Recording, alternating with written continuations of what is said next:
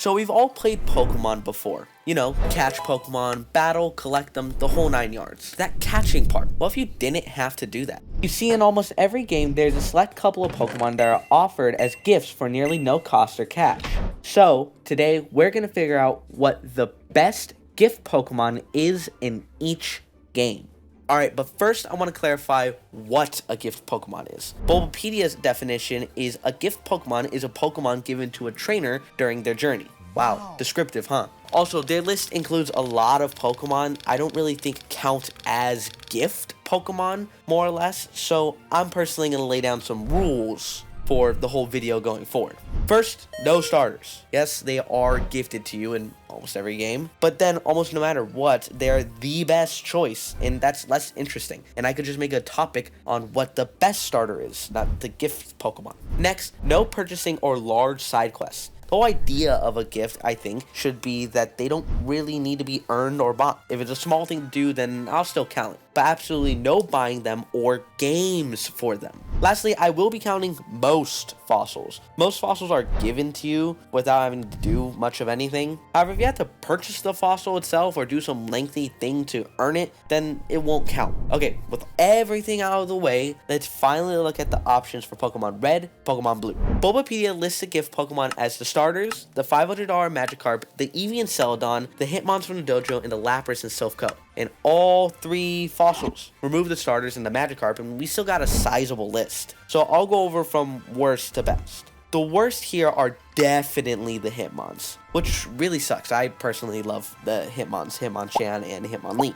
To start, you get the Hitmons for completing the Fighting Dojo in Saffron City, which is not only fairly late as it's right next to the 6th gym, but the 6th gym is a Psychic type gym, which kind of messes up those new Hitmons, which I know, like, the whole point of the story is that they were the 6th gym until Sabrina and her Psychic types decimated the Fighting types, but that doesn't make the Fighting types any more useless or useful against the Psychic types, and also Fighting type is just not stellar in Gen 1. Fighting type is only good against the 1st gym, Giovanni's Rhyhorn and Rhydon, about half of Lorelai's team in the Elite Four, and both of Bruno's Onyxes, which are Onyxes. You're going to be able to take care of those with a gust of wind. But it's weak to Misty Starmie, all of Sabrina's Pokemon, 2 of Lorelai's team, and almost all of Agatha and Lance's team, save for a couple. But you get these 2 right before the 6th gym, so they're only useful for 7 Pokemon for the rest of the game. They're just not useful. They're not worth adding to your team. Next is specifically the Dome and Old Amber fossils for just one reason. They're way too late. The Dome fossil, or Kabuto, is obtained fairly early in Mount Moon, before I believe the 2nd gym, but is not able to be revived until Cinnabar Island, which is, I don't know, the town for the 7th gym. And the Old Amber, or Aerodactyl, is obtained at the Pewter Museum after you get the HM cut, so after the 3rd gym, or technically before, but you're probably going to get the HM cut and then do the gym right afterwards, so, you know. But it's also revived at Cinnabar Island. Kabuto and Aerodactyl aren't the best in general, with Kabuto, or Kabutops, not being able to use its higher physical attack because before the physical special split, all water moves are special attacks, and Rock is, like Fighting type, just not crazy good. Aerodactyl suffers from not being awful, just way too late. Rock Flying is a fine typing. It's not, perfect harmony. But at this point in the game, there are way more flying type Pokemon that you can get much earlier and are much stronger. I mean, at this point, you can get Zapdos. And Zapdos is an amazing Pokemon to have for Gen 1 and a flat out legendary. And Rock, again, isn't the most valuable type in Gen 1. It's not bad, but not really good enough to dedicate a whole Pokemon slot to it. So both of them are pretty meh. Not bad, but meh. Now for our 3 heavy hitters. The Helix Fossil, or Ammonite/Amistar, Lapras, and Eevee. They all have their pros and cons, but overall there is a better choice. The lowest here, in my opinion, is Amistar. But just because it's the lowest doesn't mean he's bad. Amistar is actually really solid, just if it was earlier. Rock Water isn't a bad typing. It actually has some pretty good resistances and bulk and defenses and offensive tactics, but a 4 times weakness to grass really brings it down. But it's not an awful typing, and its stat spread is actually pretty decent, being fairly bulky and especially powerful, which competitively isn't good, but in a playthrough, being slow isn't that big of a hindrance. The biggest downside is, again, he's so late. Like the other fossils, you get Amistar at the 7th gym. So there's no really applicable place to use them. At this point, there's tons of good water types and decent enough rock types to use. Not only that, but his learn set isn't really good. Outside of the HM Surf, Amistar doesn't really learn any good moves. So despite having pretty good stats, it doesn't really get much use out of them. Other Pokemon like Blastoise or Articuno or Lapras or Gyarados have really good moves that they can take advantage of also with their very good stats. Also, like the other fossils, you get Amistar at the Cinnabar Island. So he's not really good for the rest of the gyms, really only being good for Blaine, the 8th gym, and some of the Elite Four. But you don't get much time with it, therefore less viability. Now for first, it was really tough. But I had to settle on Eevee being the best, making Lapras second. Lapras and Eevee have a lot of the same stuff going for them. Lapras is really good, really useful, really powerful, and they both have pretty much the same pros, just Eevee has more. For example, you get Lapras in Saffron City, right before the 6th gym, around the same time you actually get the Hitmons. While Eevee you get in Celadon City, which is before the 4th gym. Furthermore, Lapras is pretty much useless if you pick Squirtle as a starter, and well, I'm not going to count this for most Pokemon. I'm going to set a precedence that if the typing is going to overlap with the starter choice, that will be a con on its, overall grading. So if you pick Squirtle as a starter, Blastoise is simply better than Lapras. However, with Eevee, even if you pick Squirtle, you can use the weaker but still good Jolteon instead of Vaporeon if you happen to choose Squirtle, but realistically you should pick Bulbasaur. If you don't choose Squirtle, Vaporeon is also just a lot more useful, being able to use Surf right away after defeating the 5th gym, which is just really useful considering, progressing the game. Well, if you wanted Lapras, you would have to wait till the 6th gym to use Surf. Finally, the nail in the coffin was their obtainment levels. Eevee is obtained before the 4th gym at level 25, just 4 levels from the gym leader Erica's highest level Pokemon. So your Pokemon should be around the same level as you obtain the Eevee. Lapras is obtained before the 6th gym at level 15. What? Madness! To put in perspective, Sabrina's highest level Pokemon is 43, which is 28 levels higher than the Lapras. That's a whole Eevee and 3 levels worth of leveling gap. All in all, the best gift Pokemon here is Eevee, and while I love Lapras, it's just got too much going against it for it to actually succeed. For Pokemon Yellow, the options are the same, except we're going to add back the 3 starters in, as you get Pikachu as your starter in this game. I'm going to make this one quick. The best option for Pokemon Yellow is Bulbasaur. While yes, at the point that you get Bulbasaur, it isn't nearly as good as it is in Red and Blue. Because you get it after the first 2 gyms, it loses a lot of its viability. Brock is a Rock-type gym leader, and Misty is a Water-type gym leader, meaning that its usefulness against those first 2 gym leaders is kind of lost, but it's still a very good Pokemon. Its consistent, decent quality and its typing of grass and poison is pretty good in Gen 1, and Sleep Powder and Poison Powder spam are just really useful in any situation. Another reason why it's very cut and dry with this one is because Eevee and Lapras get much worse because you now have the option to get Squirtle. And while I'm not having Squirtle be number 1, Squirtle is better than Eevee and Lapras significantly. And the only reason Squirtle isn't first is because there are a multitude of good water types to supplement Squirtle, but there aren't really any good grass types to supplement Bulbasaur. Now for Gen 2 Pokemon Gold and Silver, the options are a mixed bag. The options are the gift Togepi given in Violet City or the Mystery Egg. Kenya, the Spearow given at the Route 35 gate that you're technically supposed to give to someone else, but you can kind of just steal it. I mean, it's a kid's game, who really cares? The Eevee from Bill, Shucky the Shuckle, and Tyrogue in Mount Mortar. Seems like a lot of good options, right? Wrong. Remember, this is Gen 2, so a lot of these Pokemon are just not very good yet. Togepi is just flat out awful. Because it's Gen 2, Togepi doesn't have Togekiss as an evolution, just Togetic, which is significantly weaker, having a base stat total of 405, which is weaker than a fully evolved starter. Overall, you would think that Togepi would be stronger given it's the poster child of the new egg gimmick added in Gen 2, but man, it's god awful. Like, it's hilariously bad. Normal flying is just not a great type, and there's better normal flying types you can get earlier. It's so bad. Also out is Tyrogue. It's just way too late. You get this level 10 Pokemon after the 8th gym. Why? This is the second game where they've done something like this. First Lapras, now Tyrogue. Like, Tyrogue is now just useless dex filler, which sucks because Tyrogue, as many of you probably know, evolves into Hitmonlee, Hitmonchan, or now Hitmontop, which I love the Hitmons, especially Hitmontop. But again, he's useless. Next obvious out is Shucky. Listen, I love this little guy just as much as all of you, but man, his stats are just so bad. Like, his whole gimmick is that he has a ton of health, ton of bulk, and kind of just sit there for a while, suck up hits, and not really do much back. But it's just, that's not really useful anywhere. But I'll be honest, I would still rather have a Shuckle than a Togetic. Togetic sucks.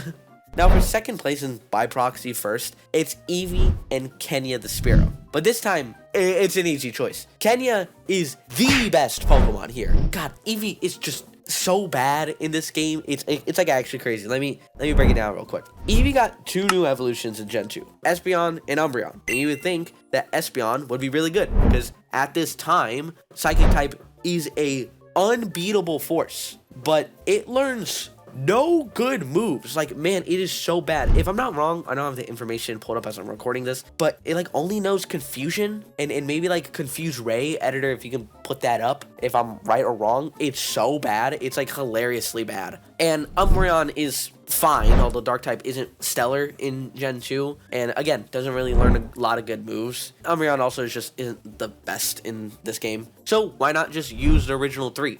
Fire, electric, water, they're still decent. Oh, I'm sorry. You can't get those stones until Celadon City and Kanto, the post-game. Why? Why would you give Eevee very early, if I'm not wrong, around the 3rd gym, and just have it be unusable until the post-game? It's hilariously bad. Kenya, for reference, isn't even like a terrific Pokemon, but it's just genuinely the only one that's like actually usable. Flying type is decent in Johto, and while normal flying type isn't the best, it's good against Chuck, but weak against Price, and being flying type means you can already fly once you get access to the HM. And it actually gets boosted XP since it's counted as like a traded Pokemon. So you get boosted XP, decent move pool. Fearow isn't an awful Pokemon. It's definitely not the best Pokemon, but it's certainly pretty good. Crystal is where it gets a little spicy, a little zesty, a bit funky.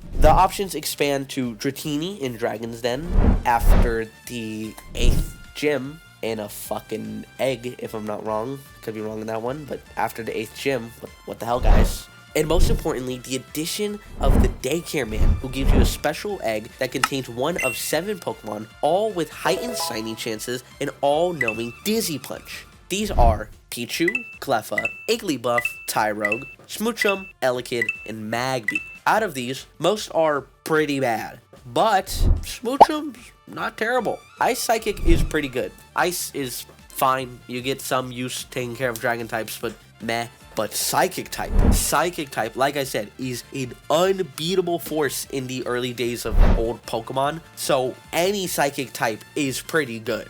The biggest caveat is its attainment. Since it's 1 in 7 chances, and if you want the shiny, even lower chances, you will probably be grinding this egg for a good while. And if you want Psychic on your Jinx before you get to Kanto, God, Gen 2 fucking sucks. I'm sorry, Gen 2 is it's so bad. It's hilariously bad. You can't get the Psychic TM until Kanto. Kanto! You're gonna need to level up your Smoochum. Your Smoochum with this many stats to level 37 before evolving. Like, just, God, another reason that Johto is just so bad. Eevee, you can now also get the original stones, so it's better. But how do you get the stones now? Oh, random phone calls from random trainers who you give your number out to? No, yeah, that's cool. No, that's cool. I just, kill myself in-game. Still, it is better. Vaporeon is definitely not as good as it is in Kanto, but it's pretty good. But the hassle of getting the random calls to come through and all that is just a lot, and I don't really think it's worth it. But if you can get past that, then yeah, Jinx and Vaporeon are definitively better, especially Jinx. If you can get Psychic onto Smoochum and then evolve it, Jinx is actually a pretty phenomenal Pokemon. but it's much more of a hassle, and I don't know how many people are actually going to be willing to do that. So if you are just playing through it normally, Kenya is probably your best option still. But if you're playing like an optimized run, like a Nuzlocke or some sort of challenge run, then yeah, I think Jinx and Vaporeon are worth it. But if we're going off a strict ranking, then technically it would be 3rd place Kenya, 2nd place with Vaporeon, and then 1st place Jinx. That one is a lot more subjective, again, because it's a term of how much you want to put effort into it, but that's the overall ranking. Now we're getting to Hoenn with Pokemon Ruby, Sapphire, Emerald. I would split these all up normally, but they have the same exact answer, and man, as much as I love Hoenn, this game got no good gift Pokemon.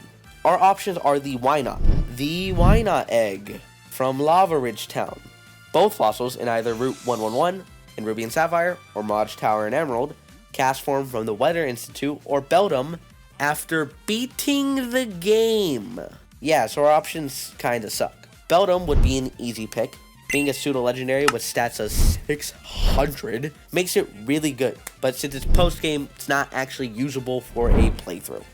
Wynot and cast form both are just not very good at all. Wynot is just relies on you actually taking damage to deal damage, while cast form is kinda usable. They're both pretty awful. That leaves the fossils Lileep and Anorith, which are both not stellar, but Lileep is the best option. Lileep gets better type matchups against most fights, and the grass typing and rock typing is just a superior typing to Bug Rock, as Bug Rock suffers from having a lot of bad resistances, little resistances, and just overall bad weaknesses. However, in my personal opinion, I know it's what's the best gift Pokemon in each game. Don't use either. Don't use any of them. They're all pretty bad. Fire Red and Leaf Green, or the remakes of Gen 1, are next, and the rulings are still the same, but a little closer. Lapras is actually way better in this game. Its move pool is wider and stronger, and it's now gifted at level 25 rather than 15. Still not great, but improvement. However, Eevee still is the better choice for me because of its flexibility. If you choose the water starter, Lapras is just obsolete and completely useless. However, Eevee can flex into being Jolteon, or now the better, although still worse, Flareon. So I'm not going to linger on this one too much. Eevee is still the best, but Lapras is better, and if you don't choose Squirtle, then I would say it's really subjective here. Now we're in Gen 4's Diamond in Pearl, and my god, the selections are so sad. We got the Hapini Egg in Hearthome City, and the Riolu Egg in Iron Island. That's it. Well, not exactly. There is an Eevee offered once you beat the game, but that doesn't count. And the fossils I'm not counting because you need to go out of your way to do the underground digging to get them, and I feel like that disqualifies them. Ruby, Sapphire, and Emerald, I give a pass because you just kind of find them on the floor, and then the fossil researcher kind of gifts them to you after giving life to them. But here you have to do some work to actually get them, and I feel like it doesn't count. But man, these options are slim, and I'll save us the time. It's Riolu 100%. Lucario is just better than Blissey on a normal playthrough, and unless you're playing competitively where you're going to use a Blissey stall strat, Lucario can just slam through most fights in the game, and it's pretty powerful, so I'm not going to entertain any other idea. Now in Platinum though, they really stepped up their game. The gift Pokemon offered are the Togepi Egg from Cynthia, the Eevee in Hearthome, that's not post-game now, the Porygon in Veilstone City, and the Riolu on Iron Island. Honestly, all of these are really good, and using all of them is pretty good. I could see you doing a beating Pokemon Platinum with gifted Pokemon only. They're fairly good. Eevee and Porygon are probably the worst here, but that doesn't mean they're bad. Porygon is immediately weak to Mayling's fighting types because you get Porygon right before the fighting gym, and doesn't get too many standout moments, but is overall just pretty solid. Eevee though is good, but only in a couple of areas, kind of opposite to Porygon. All the evolutions except for poor Glaceon. Maybe I'll make a video about Glaceon, but ignore it for now. All the evolutions except for Glaceon are pretty good against a couple of fights, but not a ton of fights, and they're bad against a couple of fights, but not a ton of fights. So whichever you choose, it will do good sometimes, bad other times. Next is a really hard choice. Kind of. You see, if this was modern mechanics, Togekiss is way better than Lucario, because now Togepi isn't stuck to the shitty ass Togetic. You can use Togekiss. But at this point, Togekiss is only normal flying, not the superior fairy flying. This change makes Togekiss a lot more akin to Porygon. Good in a bunch of fights, but not amazing in a bunch of fights. However, Togekiss is a better Pokemon overall to Porygon 2 or Porygon Z. Togekiss is immune in both ways to the Ghost Gym. It's immune to taking damage from Ghost types, and it can't deal damage to Ghost types. It's super effective against the Fighting Gym, but it's weak to both the Ice and Electric gyms, and it's super effective against the first Elite Four member. However, Lucario, pretty good. Like, it's fairly strong, but it's weak in some very crucial, important battles. Lucario is strong against the Ice and Steel gyms, but do watch for that Steelix. It is also strong against you. And then it is weak to 2 out of the 4 Elite Four. That's half. Even Aaron, who it's technically not weak to, has 2 flying types, and Lucian has a Glade, which is psychic fighting, meaning that in the gym battles, Lucario is much better. But in the Elite Four, well, Togekiss is better. So which is better overall? It's a tough call, but I'm gonna have to say Togekiss for 2 main reasons. Obtainment method and level and typing. To get the Togepi Ed, all you have to do is progress the story. While with Riolu Egg, it is a reward for helping Riley clear out Iron Island, which is technically optional. Not many people know this, or many casuals will know this. You need to go to Iron Island to get the Strength HM, but you don't need to do the full quest. So you can actually just get the Strength HM and dip out and not do all of Iron Island, meaning that it's technically optional, and by extent, the Riolu Egg is also optional. Also, both eggs are hatched at level 1, which makes sense. But Togepi is obtained before the 3rd gym, so getting a level 1 Pokemon sucks, but is doable to grind up and match the rest of your team for the rest of the playthrough. But with Riolu, it's after the 5th gym, so getting a level 1 and having to grind up to the level you're at, it's a lot more annoying and it's a lot more work. Another huge factor in this discussion is if you choose Chimchar, and by extent Infernape, as your starter, your fighting type will overlap with Lucario. This, again, I established is going to be a factor in these choices, and it was one of the factors that Eevee was chosen over Lapras. So because of that, I feel like I have to choose Togekiss as the best gift Pokemon.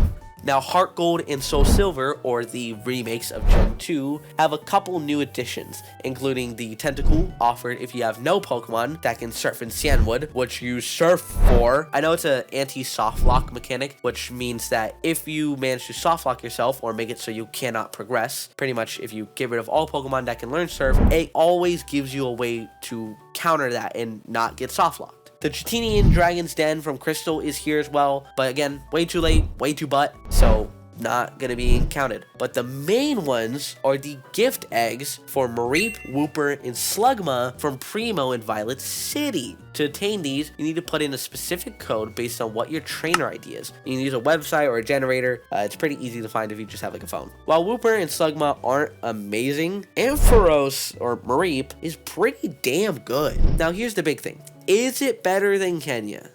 Yes and no. You see, in the early game, Mareep is very good, being good against the first 2 gyms and later half of Price's team. But in the mid to late game, there are quite a handful of bug and fighting specialists or trainers that have predominantly bug or fighting type Pokemon. So I will say that in the long run, Kenya is still better, but you can always use both because Ampharos is really good. Ampharos excels early game and kind of brings it back towards the end game, but in the long run, Kenya is more consistently good. Ampharos has more standouts, Kenya has the consistency. Now we're looking at the Gen 5 with Black and White, and Gen 5 is my favorite generation. I know the Gen 1ers and Gen 3ers are gonna crucify me because I am a Hoenn baby at heart, but it's my favorite. But sadly, there aren't great options for my favorite generation. Before being the game, there are the elemental monkeys that are offered depending on your starter. Simisear, Simisage, Simipour, remember that off the top of my head, but they're offered to counter mainly the first gym. They're not very good. The fossils, Arkin or Turtuga. I always said Tortuga. I'm gonna stick with that. And the Larvesta egg on Route 18. So considering you get a level 1 Larvesta egg after the 6th gym, and I'd rather unalive myself than use any of the monkeys, it's between the fossils again. And while they aren't stellar either, they're both weak and strong in some scenarios. But considering at that point it's more so of a battle of strength and speed, it's going to come down to the overall. Tortuga and Arkin are both good against the Flying Gym. Tortuga is then weak to 2 gyms, and Arkin is weak to only 1. And finally, Arkin is good against the Fighting Elite 4 member, meaning that Arkin is better here based on, in my opinion, purely stat spread, being a fast physical attacker, while Tortuga focuses on being slower and bulkier, and overall the better matchups and typing. I think it sways Archeops to being the Archeops to being the best option here. Black 2 and White 2 though gets better. Not really, it's pretty cut and dry, but it does have more usable options. Are Zorua and the Deerling at the Weather Institute with its hidden ability, the Happiny Egg in Nazarene City. Happiny isn't a great Pokemon, but it's not terrible. It's certainly not number 1. So it's between Zora, or Zoroark, and Deerling or Sawsbuck. And while both are solid, Zoroark is just better in my opinion. Sawsbuck actually isn't an awful Pokemon. It's not the greatest, but it's pretty good. One of the biggest downsides is its hidden ability that you actually get. Serene Grace, while is a really good ability, it is not as good as Sap Sipper in the standard playthrough. If you're playing in competitive, then I would rather have Serene Grace, but in a casual playthrough, you're going to be hit with more grass moves, so having Sap Sipper that just full-on negates all grass damage is just a better ability. So technically, using this Sawsbuck is actually using a worse Sawsbuck. Because of this and some other factors, Zoroark and Sawsbuck are about on an even playing field. But I would rather have Zoroark because of its better learn set, stat spread, typing, and overall matchups against the overall game. Sawsbuck is still a good Pokemon, but I think Zoroark just edges it out by just being a little bit better in overall generality. Now, we're going to take a trip to Kalos for Pokemon X and Y, where the options are abundant because you get the fossils in the Glittering Cave, the Lapras in Route 12, and a free Mega Lucario. Yeah, so the Lucario is 100% the correct answer. It's not, I'm not even going to entertain the idea that it's close because it's 100% the Mega Lucario. Getting a free Mega is just crazy useful. And a game like X and Y, which is already,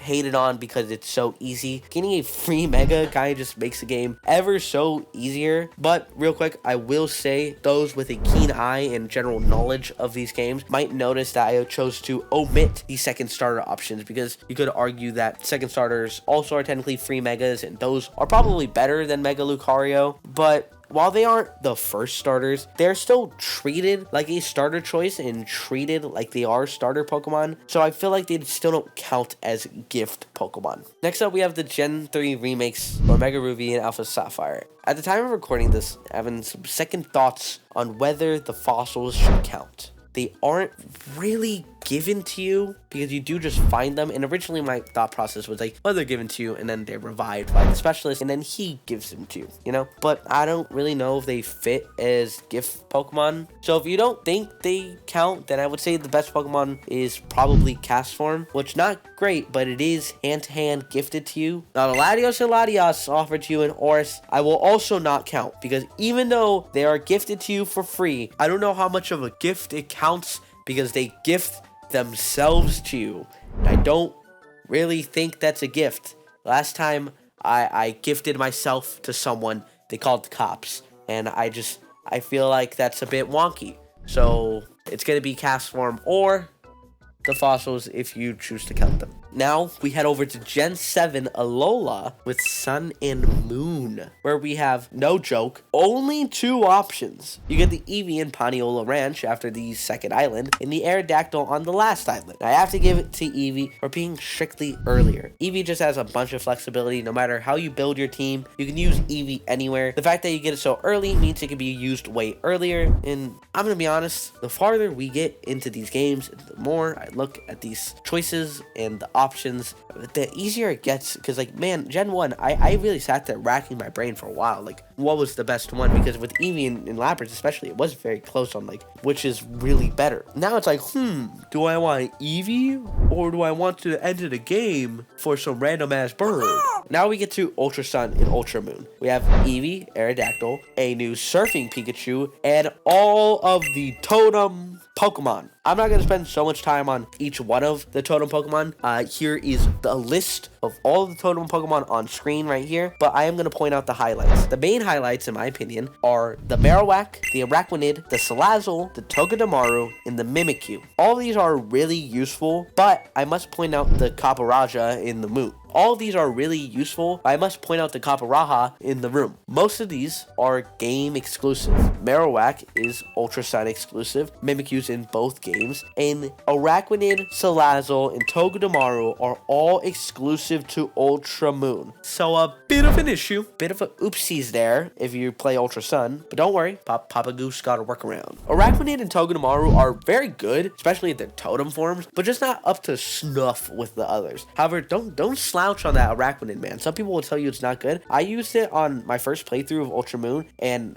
for a while until I got a better water type, but man, it was actually like mobbing in some of that early game. Like, holy crap, it was phenomenal actually. The Mimikyu is really good and its ability is just absolutely extraordinary, but it doesn't hold up to others in the context of a playthrough. If we were doing this competitively, I would that would be crazy talk, but in the context of a playthrough, Mimikyu doesn't hold up as well compared to Marowak and Salazzle. Marowak Ghost and Fire typing is just a really good typing, and there are a handful of difficult fights like the Totem Marowak, Guzma, good chunk of the trials, Mina's trial, and rival battles, or even Ultra Necrozma that Marowak is pretty good in. Marowak is simply just a very useful Pokemon in this game, and for a large part, that's the same for Salazzle. Salazzle, I would say, isn't as good as Marowak, but it's still very good because Fire is just really useful, and Ultra Sun and Ultra Moon is one of the reasons that Incineroar is so good. It's not the only reason. God, please remove Incineroar from the next Pokemon game. I want the competitive scene to not just be Incineroar with Fake Out, Parting Shot, Intimidate. Please do that and my life is yours. But Marowak is technically better than Salazzle, but since it's version exclusive, Salazzle is the best for Ultra Moon, and Marowak is the best for Ultra Sun. But again, don't sleep on that Togedemaru and Araquanid.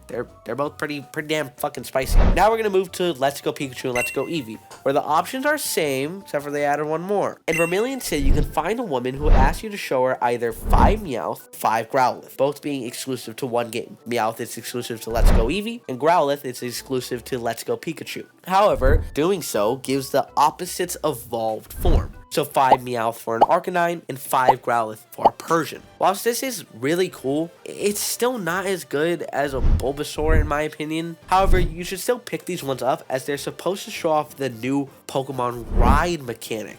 In the Let's Go games, if you have certain Pokemon follow you, you will instead be able to ride them, letting you fly, surf, or just get around quickly. Arcanine and Persian both let you ride them and move super fast, kind of like a bicycle in the older games in Let's Go Pikachu and Eevee. So I would say they're both worth getting as I said, a like pseudo bike, but this ain't no what's the best bike video. So Bulbasaur still the best choice, just like in Pokemon Yellow. So Sword and Shield legitimately have one option before post-game: the gift Toxel in the nursery. And that's not entirely true. You can get a gift Pikachu or Eevee if you have Let's Go Pikachu or Let's Go Eevee data on your Switch, respectively. I, however, am not gonna count this, as you need to purchase whole ass games to get these Pokemon, and that feels like it breaks rule number 2. Can we hear rule number 2 again? Just the part where you play the clip of me saying rule number 2. No purchasing or large side quests. You heard the man. So, because of that, it has to be Toxel, as there's literally no other choice. Now we shift our eyes to dog shit. Brilliant Diamond and Shining Pearl. This game is so unfathomably bad. I don't know how they fumbled Diamond and Pearl remakes.